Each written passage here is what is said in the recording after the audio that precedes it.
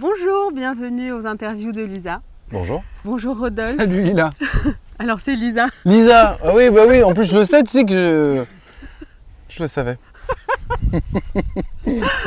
Mais tu sais que les prénoms, c'est toujours pareil, je suis toujours en train de les interchanger.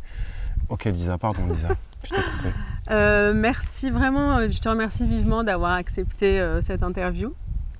Et donc en fait Rodolphe, je l'ai connu par le biais d'une amie qui a fait un coaching avec toi. Une de mes patientes. Une de tes patientes, exactement, pour du bien-être, notamment son alimentation. Et elle m'a dit, va voir sur les réseaux sociaux, sur TikTok, c'est Rodolphe Verissimo et il fait des trucs chouettes.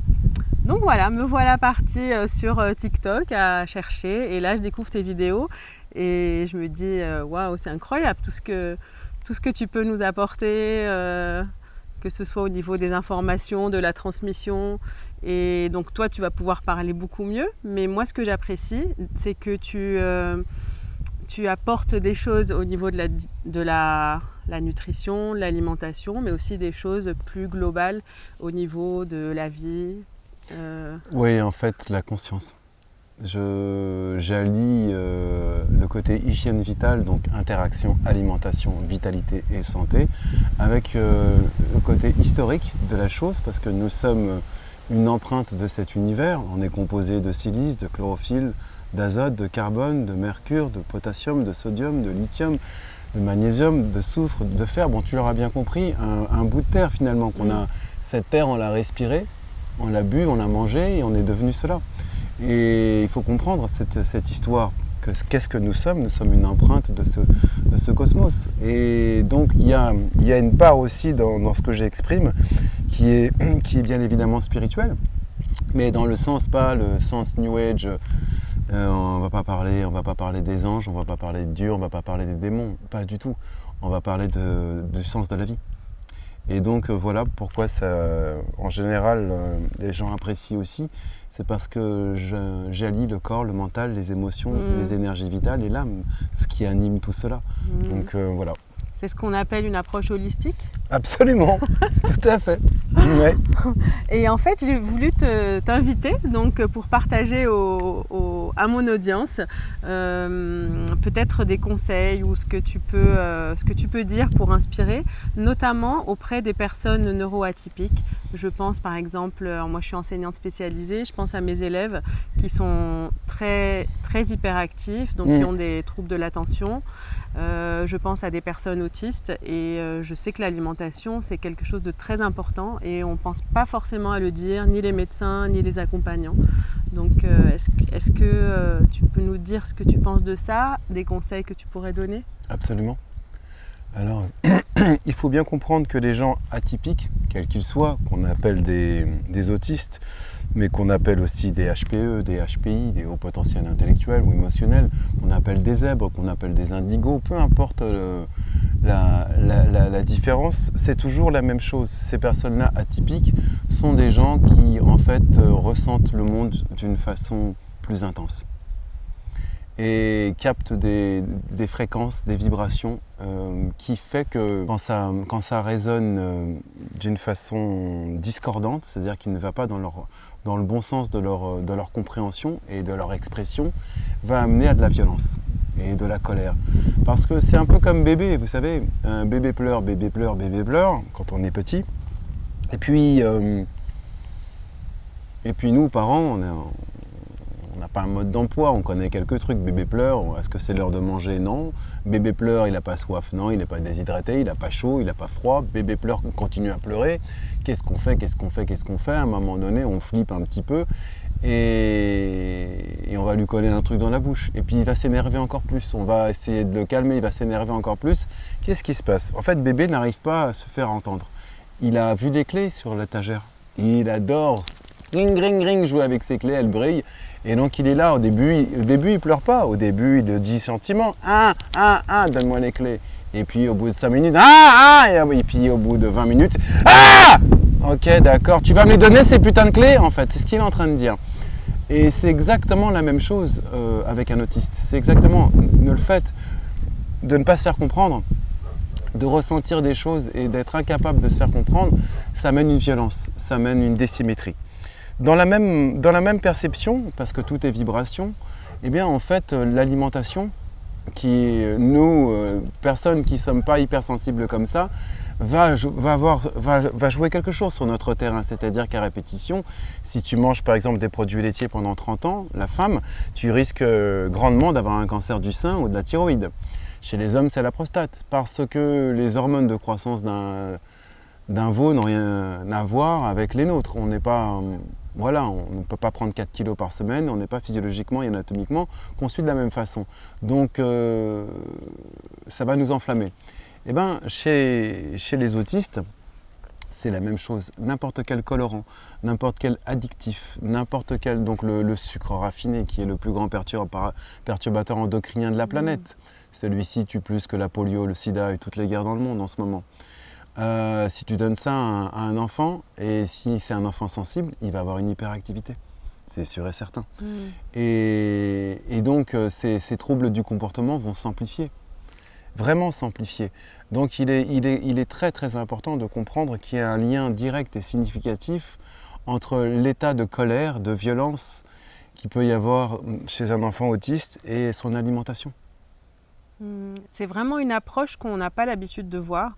Et comme tu disais au début, ils cherchent peut-être à exprimer des choses. Et au lieu que nous, on aille vers eux, en fait, on essaye de les faire rentrer dans notre monde. Oui, et ça aussi c'est un problème parce que l'autiste, si tu veux, il a quelque chose d'extraordinaire, c'est que son intériorité est tellement vaste, il y a une telle vastitude dans ce qui se passe en lui, que finalement le monde extérieur n'est pas très important. Et c'est la même chose pour quelqu'un qui est élevé spirituellement.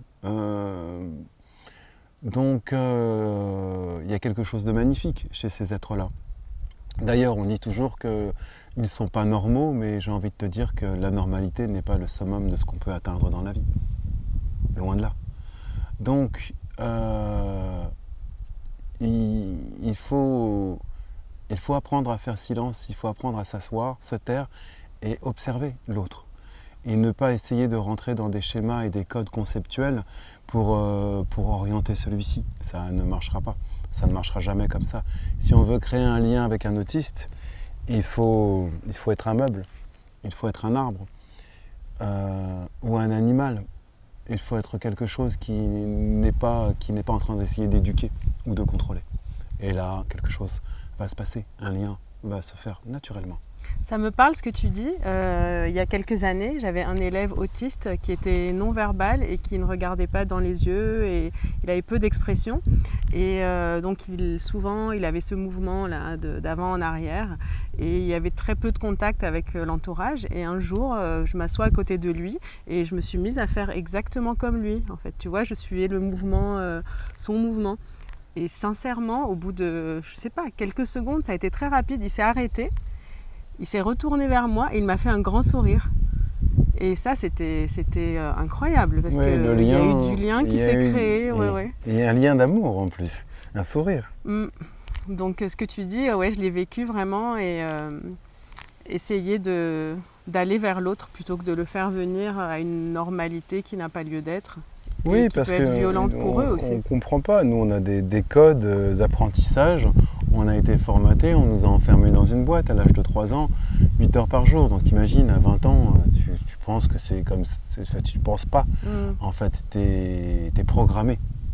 C'est pas une expression, c'est un programme de réflexion qui est lié à une répétition d'un enfermement et c'est comme ça qu'on fait. Et tu dois dire ça, et si tu fais ça, tu auras ça, et la bonne image, et la bonne note, et le machin, et la peur de ne pas réussir à être à la hauteur de ce qu'on attend de nous dans la vie.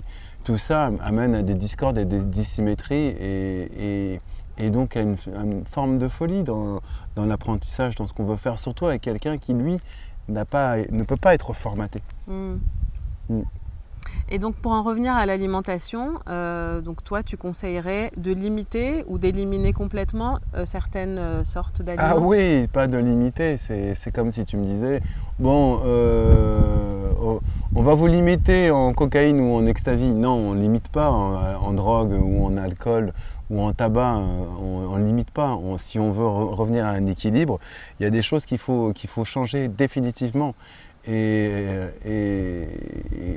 puis l'autre, de toute façon, mange ce qu'on lui donne. Vous savez, c'est toujours pareil. J'ai beaucoup de parents qui viennent me voir et qui me disent ouais, mon enfant mange ça et ça, c'est vrai, nanana, et on est dans une espèce d'affect. On a l'impression que si on lui donne du sucre, on est bon, on est gentil, et parce que lui, il nous remercie en disant merci, c'est bon, maman, alors qu'on est en train de l'empoisonner. Non, c'est absurde. Surtout que l'enfant n'a pas la possibilité, il n'a pas de carte bleue, il ne peut pas aller faire des courses.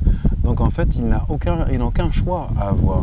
Et son choix, c'est parce qu'on a décidé de lui donner un choix. Et c'est nous qui achetons. Donc il y a des choses qu'il faut définitivement oblitérer. À commencer par le sucre raffiné. Il faut donner des fruits secs. Noisettes, amandes, noix de cajou, des oléagineux avec des dattes, avec des figues, avec de l'ananas séché, avec dès que c'est la saison des fruits en ce moment, les brugnons, les pêches, les fruits rouges, il y en a encore. Voilà avec quoi on sucre une personne, mais que ce soit un enfant ou un adulte d'ailleurs. Il faut éviter aussi tout ce qui est lié au gluten. Le problème du blé aujourd'hui, des céréales qui contiennent du gluten, mais principalement le blé, c'est qu'on a rajouté 40 chromosomes en peu de temps, en 60 ans, 40 chromosomes. Ça veut dire que la programmation de celui-ci est en train de nous donner des maladies neuronales et psychologiques, et de l'hyperactivité, et de l'Alzheimer, et de tout ce qui touche en fait au système nerveux et aux synapses, et aux neurones, et à la fabrication et à l'échange de celles-ci au niveau du système bioélectromagnétique. Qu'est-ce que ça veut dire? Ça veut dire que Alzheimer, c'est directement lié aux farines de blé qu'on mange depuis 50 ans. Et la dépression aussi, et tellement de maux et de maladies. Donc quelqu'un qui est autiste, qui lui, donc, vous aurez bien compris que l'autisme, c'est une hypersensibilité, vraiment, accrue. Donc lui, ce que vous lui donnez, il le ressent puissance 1000. Je donnais l'exemple tout à l'heure, on en parlait. Pourquoi l'ouvrier qui se tape ses sandwichs merguez, industriel, son pain, son fromage, et fume ses 2 paquets de clopes par jour, pourquoi arriver à 50 ans, 60 ans, il n'a pas de cancer? Alors que l'autre qui fait un peu de sport, qui mange plutôt a priori sainement, se tape un cancer. C'est parce qu'il y en a un des deux qui est hypersensible.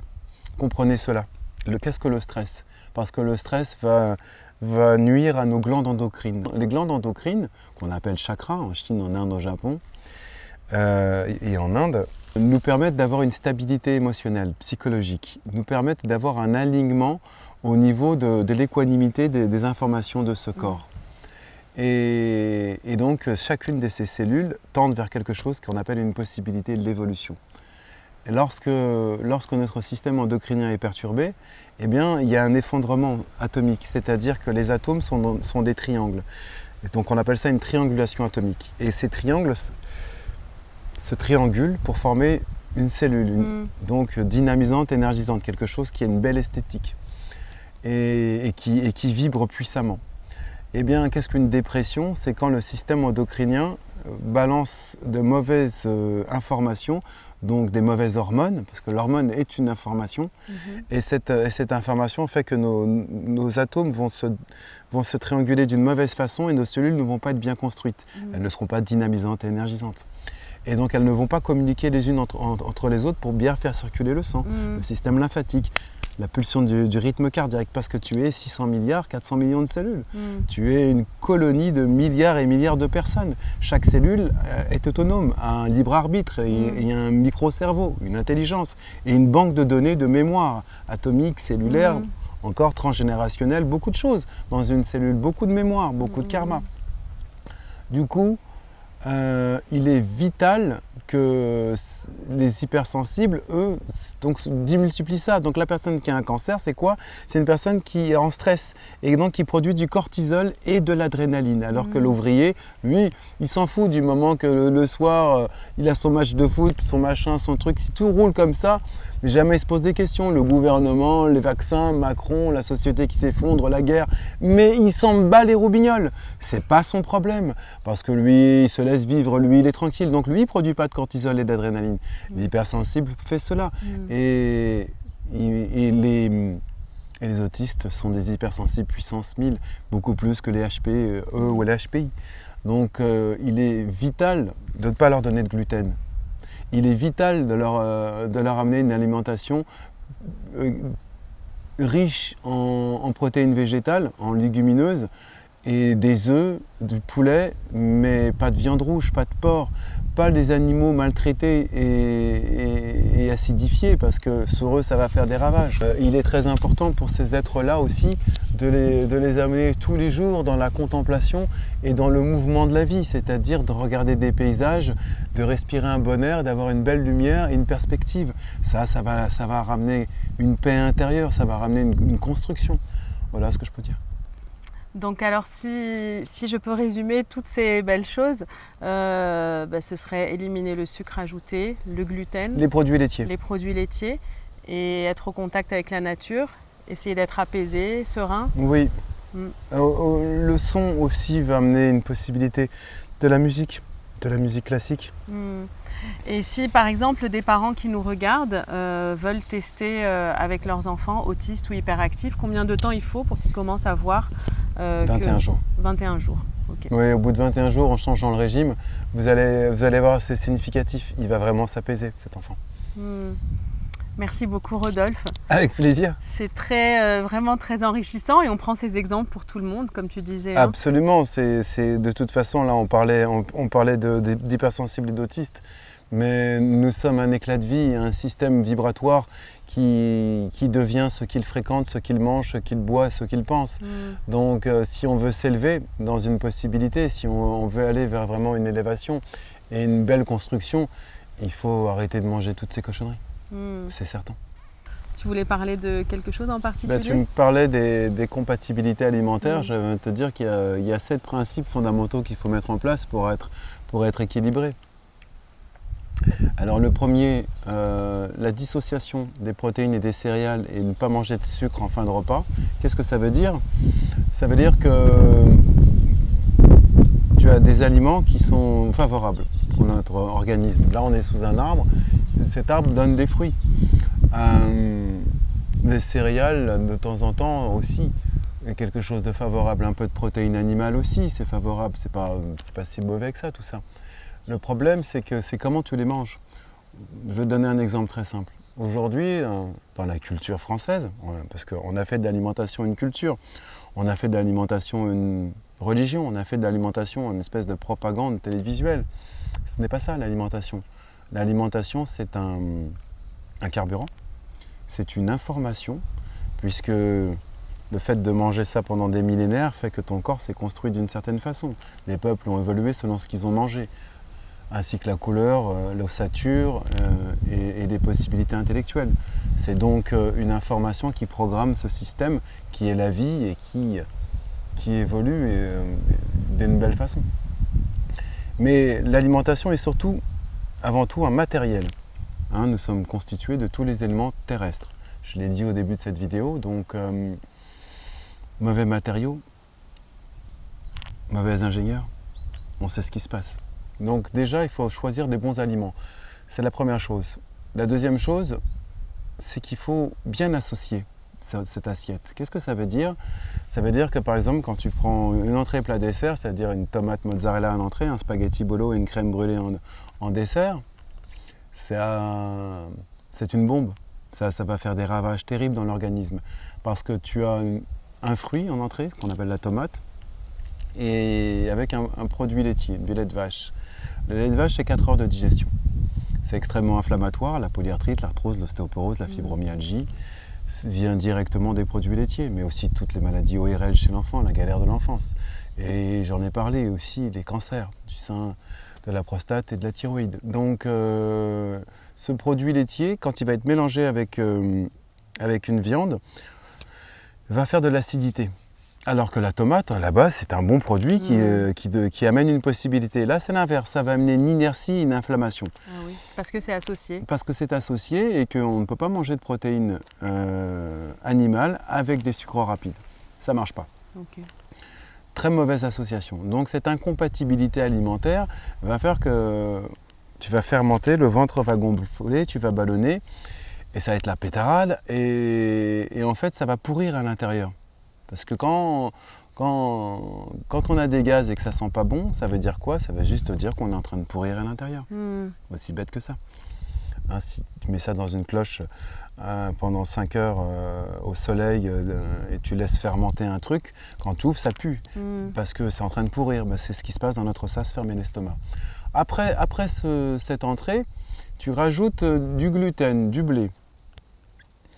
Et avec ça, tu vas mettre du bœuf, donc la spaghetti bolo. Le bœuf, c'est pas une pomme à digérer, c'est 4 heures, c'est complexe. C'est un animal au niveau de son système nerveux, veineux, osseux et musculaire, c'est énorme.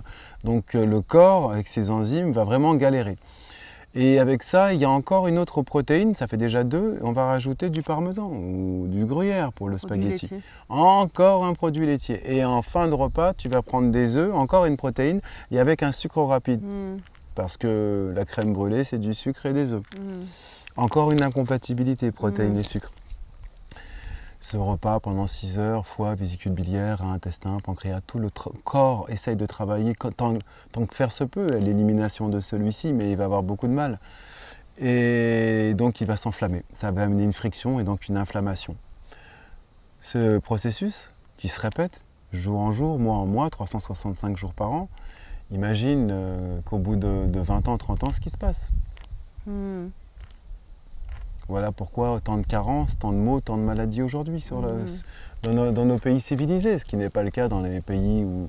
Aujourd'hui, les pays riches et les pays civilisés sont les pays où la mortalité est la plus importante et l'espérance de vie la plus réduite. Et les maux et les maladies les plus conséquents. Et forcément. Oui, puis tu parlais du stress aussi, c'est quelque chose qui est très présent dans nos sociétés et rarement on parle de l'alimentation, on dit le travail, la charge mentale. Alors en effet, mais l'alimentation, c'est ce qui nous constitue, c'est la base. L'alimentation va amener aussi un stress dans cet organisme, ça c'est certain. Ce qu'on appelle une dépression atomique, un effondrement, ce qu'on appelle une dilatation du corps. Donc pour des personnes en dépression, tu conseilles également d'essayer d'enlever les produits laitiers, le gluten et le sucre raffiné pendant 21 jours? Oui, ça de toute façon, ça va aller mieux. Mais pour les gens qui sont dépressifs, la cause n'est pas l'alimentation. C'est que l'alimentation vient rajouter une dépression sur celle-ci. Mais de toute façon, il faut faire un travail sur le lâcher-prise et la pleine conscience. Que veut dire stresser? Ça veut dire être identifié à ses pensées. Tu stresses parce que tu penses à ce qui va se passer demain. Comment je vais résoudre ça? Et la guerre, et les conflits, et les machins. Et demain, comment je vais faire pour payer mes traites? Demain, ma fille qui va pas bien en ce moment, putain, c'est de ma faute. Et tu culpabilises, tu as du ressentiment, de la colère. Et tu produis du cortisol et de l'adrénaline, etc., etc. Alors qu'en fait, tu n'es qu'en train de penser. Stresser veut dire penser. Et que veut dire penser? Penser veut dire quelque chose qui n'est pas réel en ce moment. Jamais personne n'a vu de demain. Et jamais personne n'en a expérimenté un. Donc, il faut sortir de l'identification à ce mental, à cette matrice. Qu'est-ce que le stress? Ça veut dire que ton intelligence s'est retournée contre toi. D'où tu tiens toutes ces informations, tout ce que tu connais, tout ce que tu partages? Est-ce que tu as fait des études en particulier? Est-ce que tu es inspiré? Alors, oui, à 25 ans, j'ai eu un cancer du côlon. Et donc, quand on a un cancer, on se pose des questions, forcément à ce moment-là. Donc, il y a eu des traitements allopathiques qui n'ont pas fonctionné sur moi du tout. Ça m'a même empiré l'affaire. Donc, à un moment donné, je me suis intéressé à quelque chose de différent.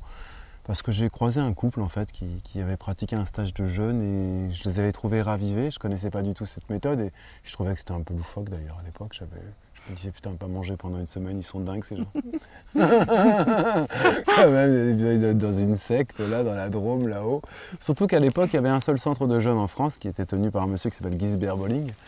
Et donc j'avais un peu des appréhensions quand même vis-à-vis de cela.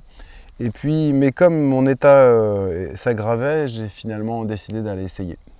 Et au bout du 7e ou 8e jour de jeûne, j'ai eu une révélation. Un peu comme un flash. D'abord parce que mon corps me l'a dit. C'est-à-dire qu'au bout de 8 jours, 9 jours de jeûne, je n'avais plus aucun symptôme. Alors que ça faisait 2 ans que je souffrais physiquement. Ah oui, oui, physiquement. Okay. Donc déjà, t'imagines, en 8 jours, c'est rapide 8 jours. Alors que je vois des médecins toutes les semaines, etc., etc. Donc déjà, il y a ce phénomène et j'ai compris quelque chose de significatif, c'est qu'il y avait forcément un lien direct entre ce que je mangeais et mon état de vie. Puisque je ne mange pas, j'ai plus mal. Et je me sens plutôt bien, mais en plus que bien. C'est-à-dire que je me sens heureux. Il y a une joie et une espèce d'extase qui s'installe dans ce sentiment d'être libéré de quelque chose. Dépollué. Oui, voilà, dépollué et d'avoir une certaine clarté d'esprit qui apparaît. Donc la première chose, ça a été cela. Ensuite, pendant ce stage, il y avait un monsieur qui était médecin, qui m'a passé un livre qui s'appelait 4 régimes, 4 groupes sanguins. Alors je ne l'ai pas lu parce que moi, je n'ai jamais lu un livre de ma vie. Mais ma femme, à l'époque, elle, s'est mis à faire un tableau à la maison avec le positif, le négatif et le neutre de ce que je pouvais manger ou pas selon mon groupe sanguin. Et donc on faisait les courses en fonction de celui-ci. Il y a eu une nette amélioration dans beaucoup de choses en moi après ça. Et donc j'ai continué à cheminer là-dedans. Et à l'âge de 30 ans, j'ai été voir ma mère qui, elle, avait été jeûnée parce qu'elle avait découvert que j'avais jeûné dans la Drôme. Et à l'époque, elle travaillait était directrice des ventes chez Cacharel, aucun rapport. Et finalement, elle décide, un truc hallucinant, de faire des stages de jeûne. Et donc, quelques années plus tard, elle fait des stages de jeûne et je la rejoins pour lui filer un coup de main un jour. Et puis finalement, je suis resté en Bretagne pendant 5 ans et j'ai accompagné du monde. J'ai accompagné du monde et alors j'ai fait une petite formation en naturopathie, mais c'était 3 heures de cours une fois par mois, donc on ne peut pas dire que je sois naturopathe certifié ou authentique dans ce sens-là. Mais le fait de discuter avec les gens et de les accompagner, d'entendre leurs mots et les maladies pendant des années, j'ai commencé à faire des liens, à comprendre des choses en fait entre leurs émotions, ce qu'ils mangeaient et ce qui se passait. Et puis j'ai rencontré aussi un ostéopathe puisque j'ai fait des formations massage, qui m'a dit écoute, si un jour tu viens à Paris, je vais te former parce que tu as vraiment un truc. Donc pendant 3 ans, tous les jeudis et tous les vendredis, j'avais 3 heures de formation en ostéopathie. Encore une fois, je ne suis pas diplômé de cela. J'ai fait 10 ans de psychanalyse. Donc voilà, on pourrait dire mon petit parcours un peu atypique sur cela.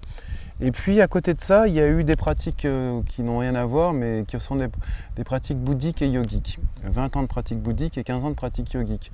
Et là, je me suis intéressé aux médecines millénaires et ancestrales. L'Ayurveda, par exemple. Oui, mais surtout, en fait, finalement, la science yogique.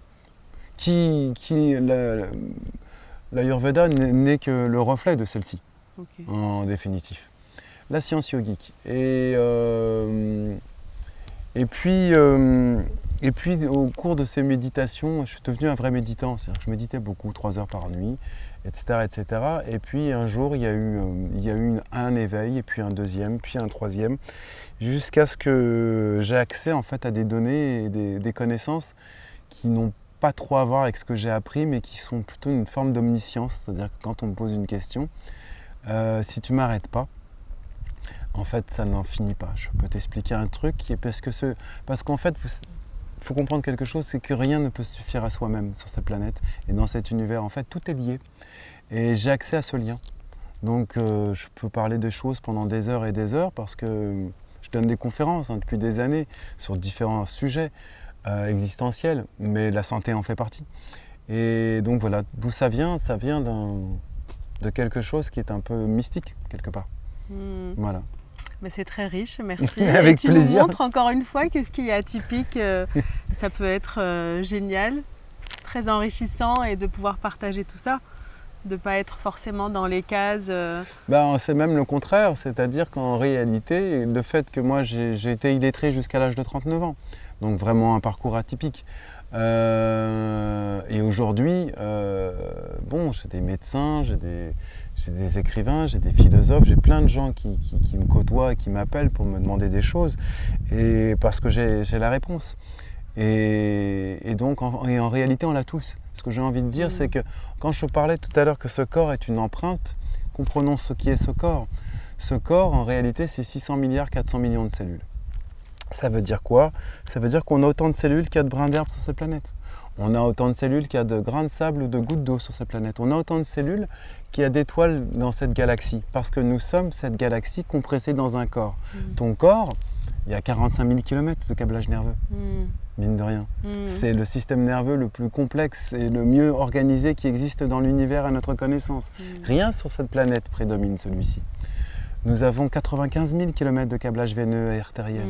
Dans une seule de nos cellules, il y a des terras et des terras d'informations, c'est-à-dire que tous les livres de la bibliothèque François Mitterrand, tu peux les mettre dans une cellule de connaissances. Parce que il y a 13 milliards d'années, il y a eu un Big Bang, une explosion électromagnétique nucléaire.